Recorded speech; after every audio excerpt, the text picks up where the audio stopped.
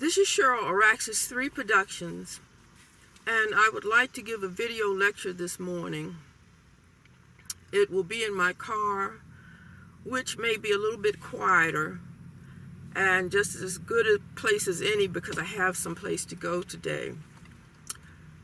The video lecture is a short one, and it is on thoughts of the fourth dimension.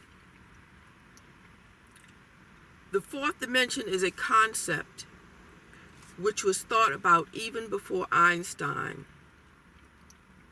Long before Einstein, there were thinkers who proposed a concept in which our three dimensions may only be a glimpse of our four-dimensional space-time under certain conditions. Jean de Lambert is one such an example of such a thinker on the fourth dimension. He published an article in the Nature journal called Four-Dimensional Space. His idea was that there is a new three-dimensional space for each segment of time, which follows as the three-dimensional space changes in time. Most people are curious about the fourth dimension, and all kinds of thoughts arise concerning what it really is. Einstein proposed that time creates the fourth dimension. So how do we figure time as the fourth dimension? As humans, we all need reference points or something to measure by to recognize what it is that we are doing or observing. My physics professor, Dr. Eagleson, always described time as the passing of events. These events involve movement in space and time. That being said, for example, an object going through a change of events during a period of time may appear differently than otherwise and might possibly interact with another dimension under the right conditions. The fourth dimension is somewhere between orthogonal descriptive mathematical physics, philosophical views, and thoughts down through the ages. It is a concept which virtually could be wide open with some constructive thought.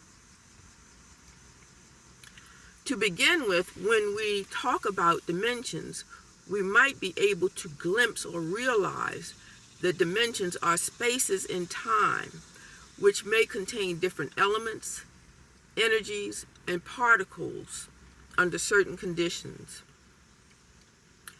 Einstein defined the fourth dimension as time.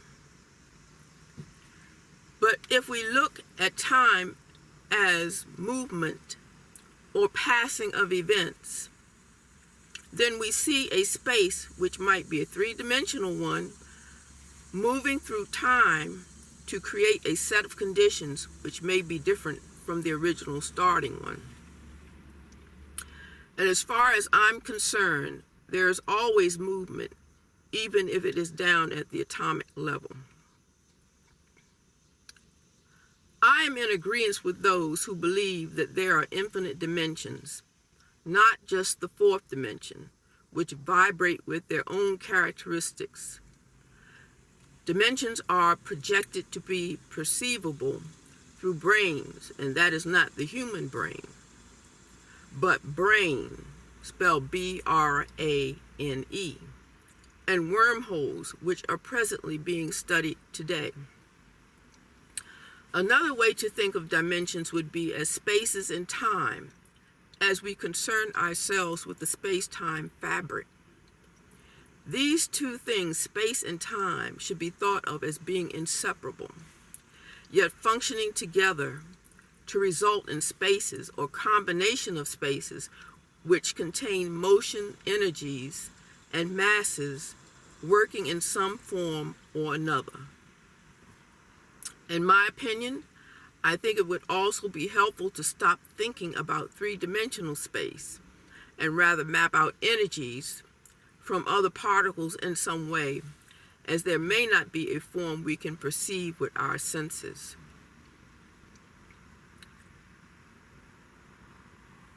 That is where the Large Hadron Collider comes in. If you can recognize or firmly decide to stop thinking of a three-dimensional solid, that might help. Dimensions are expressions of the universe, projected to be infinite and are of some form by their makeup. In my opinion, they can even be people or very, very small places. A dimension can be a place space just like any other, except it may or may not take a solid three-dimensional shape. The Large Hadron Collider, if successful, could possibly detect some characterization of extra dimensions by using exotic particles. The exotic particle called Kaluza-Klein, which results from higher dimensions, if discovered, would indicate the existence of extra dimensions.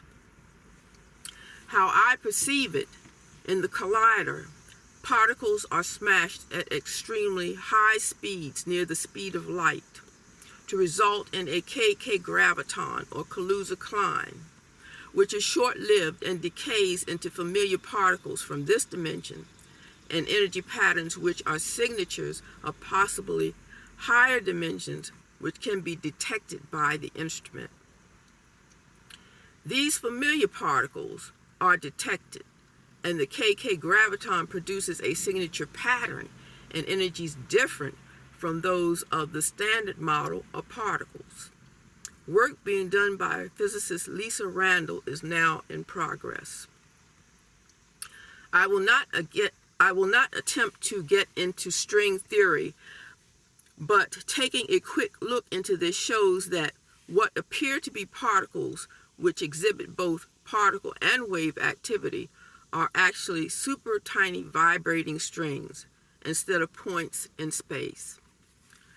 Strings were actually a concept introduced earlier, and I have chosen the term particle, which I feel will suffice. Now moving on, another concept which helps to characterize the fourth dimension, though I have really gone into possibly higher dimensions, is to look at something called a tesseract. And to me, rather than looking at solids, I prefer to substitute a huge amount of space with the outline of a box within a box and the vertices connected. The trick is to look at the motion of the boxes. And I believe the key here is to realize that there is movement in time of the space dimensions I am calling boxes. The movement reveals all kinds of interactions of the space-time dimensions if you can perceive them. The hypercube or tesseract are all over the internet, so you don't have to envision them. Some representations being better than others. This now concludes the end of my video lecture, and I hope I was able to shed some light on perceiving the fourth dimension. This is another Araxis 3 Productions, copyright August 2017. Thank you.